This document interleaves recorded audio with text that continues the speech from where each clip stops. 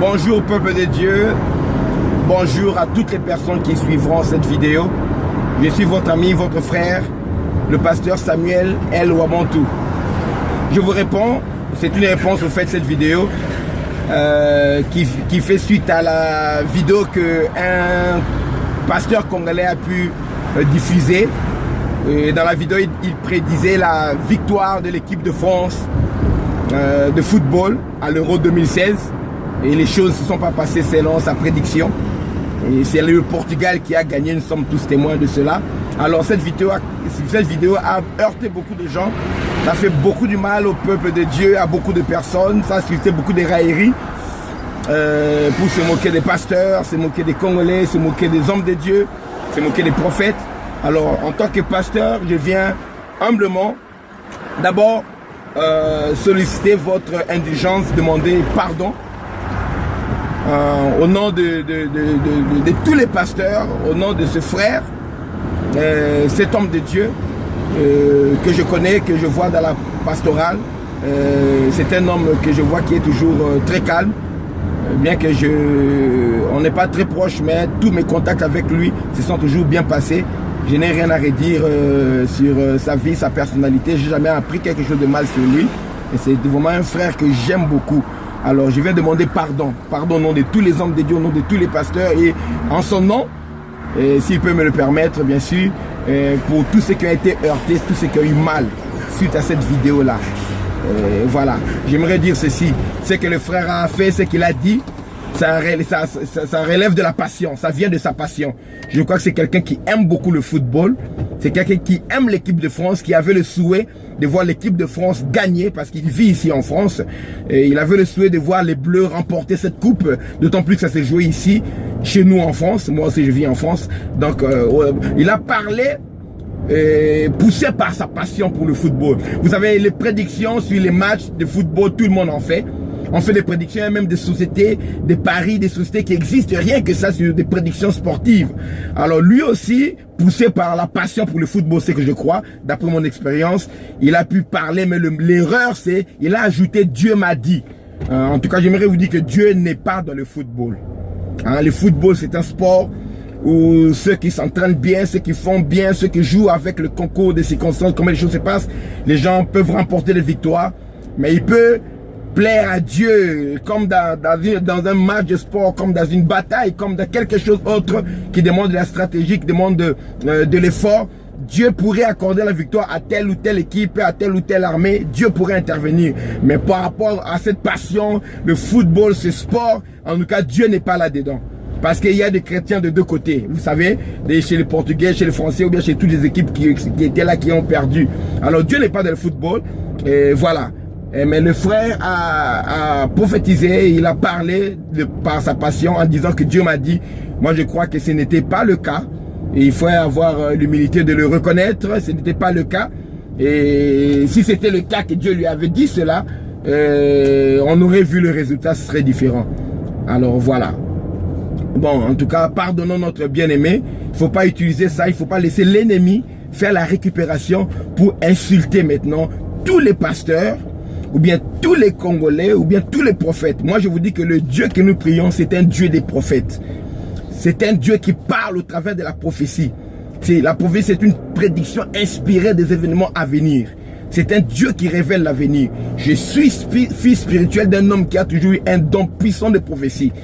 Vous savez, il était connu à l'église Bethel comme un homme, un prophète qui se démarquait. Ce qu'il disait, ce qu'il prédisait, ça s'accomplissait. Voilà, donc dans la dimension dans laquelle nous sommes, dans l'église aujourd'hui, vous devez savoir ceci. Un vrai prophète, un vrai serviteur de Dieu peut donner une prédiction qui ne se réalise pas. Ça ne fait pas de lui un faux prophète. C'est comme un bon cuisinier, il peut rater un plat. C'est comme ça. Et un faux prophète aussi peut donner une prédiction qui se réalise. Ça ne fait pas de lui un vrai prophète. Les voyants, les devins et toutes ces personnes-là, et les faux prophètes peuvent donner des prophéties qui se réalisent. Vous n'allez pas leur accorder de crédit directement comme ce qu'ils ont dit se réaliser. Ça veut dire que ce sont des vrais serviteurs de Dieu. Non. Vous voyez, c'est par rapport à la vérité des Écritures qu'on voit que ça c'est un vrai prophète ou un faux. Alors un homme de Dieu, quand il manque, un vrai prophète, quand il manque de discernement, En ce moment-là, il peut donner une prophétie qui est fausse. C'est comme un pasteur, un vrai serviteur de Dieu qui donne un message, une prédication qui passe à côté, qui n'est pas vrai bibliquement parlant. Ça ne fait pas de ce pasteur-là un faux pasteur parce qu'il a raté une prédication. Je suis pasteur depuis 20 ans maintenant. Je prêche, j'enseigne mieux avec plus d'exactitude que quand j'ai été consacré en 96, au début de mon ministère. Pourquoi? Parce que j'ai pu faire des études, j'ai pu acquérir beaucoup de connaissances maintenant, j'ai pu suivre encore des séminaires, j'ai pu suivre des aînés et je suis mieux aguerri, mieux équipé aujourd'hui que je ne l'étais il y a 20 ans au début de mon ministère. Avant, je parlais avec zèle, avec force, mais des choses qui étaient doctrinalement parlant à côté de la Bible, à côté de la vérité. Vous comprenez? Mais je parlais de cela avec passion et les gens continuent à prêcher les erreurs avec passion jusqu'à aujourd'hui. Mais ça faisait pas de moi un faux pasteur dans le temps. Ça faisait de moi seulement un pasteur qui n'avait pas assez de connaissances pour dire ce qui est vrai. Donc pour notre frère, en tout cas, soyez indulgents. Et il sait que beaucoup de gens ont été touchés, blessés dans leur fort intérieur. En tout cas, nous vous demandons pardon. Et ce n'est pas Dieu, mais Dieu quand même, il parle. Il y a des vrais prophètes que je connais en République démocratique du Congo. Il y a des vrais prophètes que je connais au Nigeria. Il y a des vrais prophètes que je connais aux États-Unis. Et il y a aussi certains de ces prophètes-là qui avaient donné des prophéties, mais qui ne sont pas réalisées telles qu'ils avaient pu dire cela. Ça ne fait pas d'eux des faux prophètes, vous comprenez? Donc ça peut arriver que quelqu'un manque de discernement. Et en ce moment-là, cette personne-là dira quelque chose qui n'est pas correct, qui n'est pas vraiment ce que Dieu a dit. Parce que ce que Dieu dit, ça s'accomplit, ça se réalise. En tout cas, pardonnez.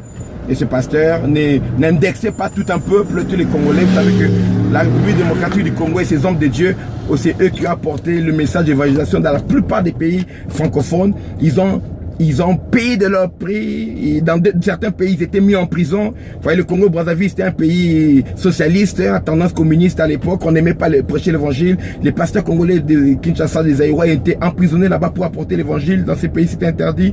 Vous savez, en Angola, c'était pareil. C'était interdit de prêcher. Et dans beaucoup de pays, en tout cas. Ici, en France, le réveil que vous voyez, c'est pourquoi quand vous voyez une grande église, regardez, la plupart des gens qui sont là sont de noirs, des Congolais, Ivoiriens, Antillais, Haïtiens, consort. La vague qui a porté ce message de réveil ici en France, ce sont les pasteurs congolais. Alors il ne faut pas indexer, mettre tout le monde dans le même sac parce que l'un de nôtres a commis une erreur en disant une prophétie qui n'est pas vraie. Alors pardonnez-nous. Et il y a des médecins qui font des erreurs et les gens meurent dans la table d'opération. Les médecins qui font des erreurs médicaux et les gens en meurent. Mais nous continuons à aller à l'hôpital. Il y a des avocats qui ratent des cas qui étaient, défendre des cas qui étaient faciles à gagner. Les gens vont en prison à la faute d'un avocat, mais nous continuons à solliciter les avocats. Les hommes politiques nous promettent des choses qu'ils ne réalisent pas. Nous continuons toujours à voter. Nous continuons à faire notre devoir civique. Et vous voyez, il en est pareil pour les professeurs d'université qui disent des choses qui sont carrément à côté de la plaque. Quand on vérifie plus tard, on voit que la connaissance pouvait être vraiment révisée et puis contestée. Mais nous continuons à aller à l'école, nous continuons à nous confier aux gens pour nous enseigner alors qu'il y a beaucoup d'erreurs là-dedans. Vous voyez, donc c'est ça. Ça peut arriver aussi, un pasteur, un homme de Dieu dans l'exercice de sa profession, ou bien pendant son temps de loisir, dise quelque chose, fasse une erreur, et c'est pas la raison pour laquelle on devrait indexer tous les pasteurs et les bannir tous en disant ce sont des escrocs. Sinon, on ferait plus confiance aux grands hommes d'affaires qui ont fait faillite. On ferait plus confiance aux hommes politiques qui nous racontent des choses, hein, qui mettent nos vies en danger. On n'irait plus aux hôpitaux parce qu'il y a des gens qui meurent des erreurs médicaux. Il y a des gens, vous connaissez les scandales de sang contaminé. Des gens qui partent à l'hôpital, qui rentrent avec du sang contaminé, d'autres contaminés de sida. Mais nous continuons à aller à l'hôpital. Nous amenons nos enfants à l'école. Des fois, les enfants à l'école sont violés, ils subissent des attouchements, des abus sexuels. Mais nous continuons quand même à ramener nos enfants à l'école. Alors, il faudrait pas que quand c'est un pasteur qui commet une erreur, on dit non, c'est fini, il faut tuer tous les pasteurs, bannir tous les pasteurs et surtout, oh, les pasteurs congolais sont faux. Non, ne péchons pas inutilement.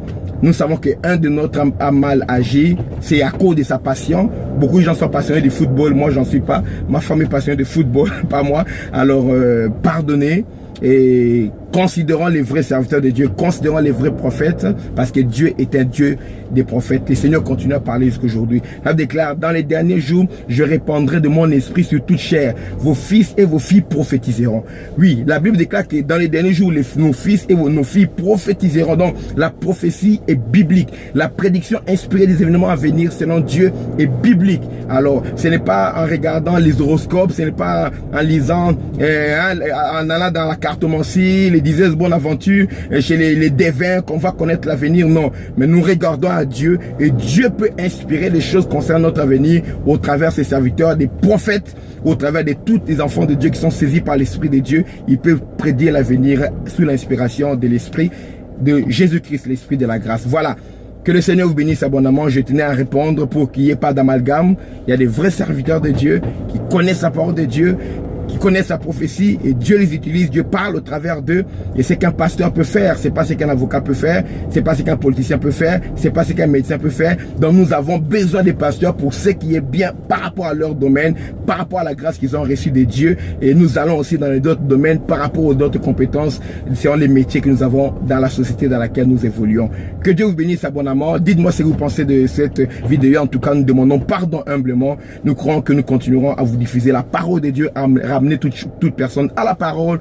Nous continuerons à vous parler de manière inspirée, à donner des messages de prophétie quand le Seigneur nous aura dit, avec beaucoup de discernement, parce que plus que jamais, nous avons besoin de la prophétie dans l'église et dans le monde. Regardez le monde dans lequel nous sommes, des bombes partout par là, les terrorismes par-ci par-là. C'est pas les pasteurs qui ont causé cela, vous savez. Alors nous avons besoin des hommes de Dieu pour nous éclairer dans ce monde qui est rempli de ténèbres. Que Dieu vous bénisse abondamment, que la grâce de Dieu soit sur vous. Merci, c'était votre frère, le docteur Samuel L. Wabantou, depuis Paris, France. Seigneur vous bénisse.